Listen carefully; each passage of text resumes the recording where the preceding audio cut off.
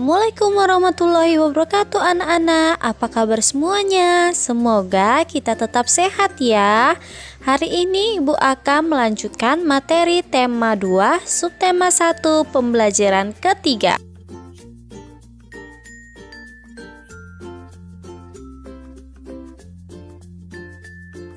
Hidup rukun merupakan impian setiap warga negara. Rukun dalam perbedaan akan memberikan kedamaian dan ketentraman. Pagi ini, Udin dan teman-temannya sedang bekerja sama untuk mengumpulkan informasi tentang tanaman dan habitatnya. Mereka berdiskusi dan mencatat semua hasil pengamatan. Meskipun mereka berasal dari latar belakang yang berbeda, namun perbedaan tidak menghalangi mereka untuk belajar bersama.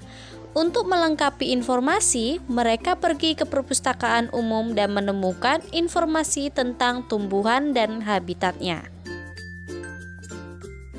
Pohon bambu mempunyai ciri khusus, yaitu mempunyai bulu-bulu halus yang tajam. Bulu yang tajam terdapat pada batang. Bulu tersebut melekat kuat dan dapat menyebabkan gatal. Tumbuhan beradaptasi untuk mempertahankan hidupnya. Adaptasi adalah ciri-ciri khusus yang dimiliki tanaman atau tumbuhan untuk hidup pada tempat atau daerah tertentu. Berdasarkan habitatnya, tumbuhan dibagi menjadi 3 jenis, yaitu hidrofit, higrofit, dan xerofit. 1. Hidrofit. Tumbuhan yang sebagian tubuhnya ada di permukaan air. Akarnya berada di air, memiliki rongga udara dalam batang atau tangkai daun. Daunnya muncul ke permukaan air. Contohnya adalah kangkung dan teratai.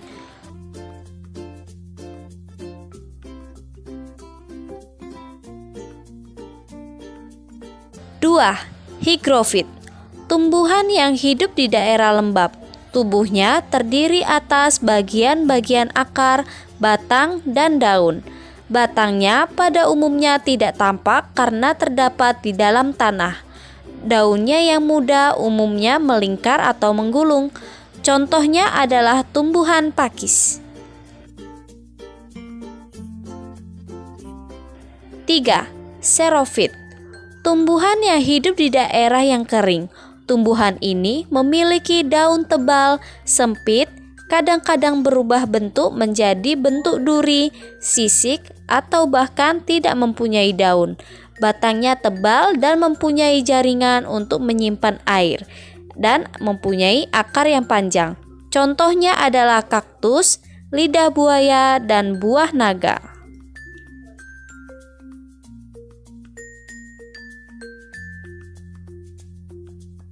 Proklamasi kemerdekaan Indonesia memberi makna yang sangat penting bagi bangsa Indonesia.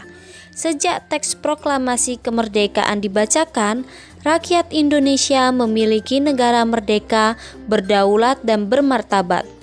Tonggak sejarah tersebut tidak akan terjadi apabila tidak ada anak bangsa yang berani memproklamirkan kemerdekaan.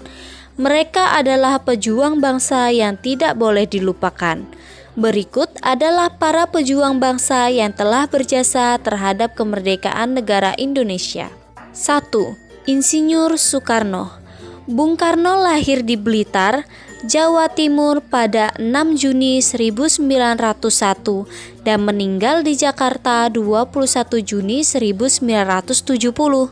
Bung Karno menyusun konsep teks proklamasi di rumah Laksamana Tadashi Maeda bersama Bung Hatta dan Mr. Ahmad Subarjo. Ia kemudian menandatangani teks proklamasi atas nama bangsa Indonesia bersama Bung Hatta.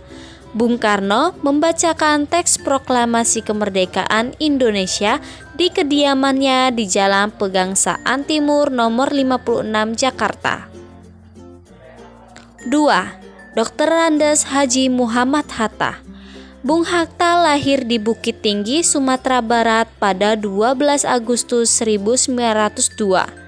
Beliau wafat di Jakarta pada 14 Maret 1980 pada usia 77 tahun. Bung Hatta menyusun konsep teks proklamasi bersama Bung Karno dan Mr. Ahmad Soebardjo. Muhammad Hatta adalah wakil presiden pertama Indonesia. Selain itu, beliau adalah Bapak Koperasi Indonesia. 3. Ahmad Soebardjo lahir di Karawang, Jawa Barat 23 Maret 1896 dan wafat pada 15 Desember 1978 pada umur 82 tahun. Beliau adalah Menteri Luar Negeri Indonesia yang pertama. Ahmad Soebardjo merupakan tokoh dari golongan tua yang ikut menyusun konsep teks proklamasi di rumah Laksamana Tadasimaeda bersama Bung Karno dan Bung Hatta. 4. Laksamana Tadasimaeda adalah seorang perwira tinggi Angkatan Laut Kekaisaran Jepang. Beliau membantu persiapan konsep teks proklamasi kemerdekaan dengan mempersilahkan rumahnya digunakan untuk kegiatan yang sangat penting. 5. Soekarni. Soekarni lahir di Blitar, Jawa Timur pada 14 Juli 1916. Beliau wafat di Jakarta pada 7 Mei 1971 pada usia 54 tahun. Soekarni adalah salah seorang tokoh pemuda dan pejuang yang gigih melawan penjajah. Soekarni mengusulkan agar yang menandatangani teks proklamasi adalah Bung Karno dan Bung Hatta atas nama bangsa Indonesia. 6. Fatmawati. Fatmawati yang bernama asli Fatimah lahir di Bengkulu pada tahun 1923 dan meninggal dunia di Jakarta pada tahun 1980. Beliau dimakamkan di Taman Makam Pahlawan di Kalibata, Jakarta. Fatmawati menjahit bendera pusaka Sangsaka Merah Putih yang dikibarkan pada upacara proklamasi kemerdekaan Indonesia di Jalan Pegangsaan Timur nomor 56 Jakarta. 7. Teks proklamasi kemerdekaan diketik oleh Sayuti Melik. Sayuti Melik adalah tokoh pemuda yang juga sangat berperan dalam proklamasi kemerdekaan Indonesia. Sayuti Melik mengetik naskah proklamasi setelah ia sempurnakan dari tulisan tangan Bung Karno. Berdasarkan bacaan tersebut, isilah peta pikiran berikut ini. Negara Indonesia dibangun berdasarkan persatuan. Seluruh generasi bahu-membahu membangun bangsa Indonesia yang bebas dari negara penjajah.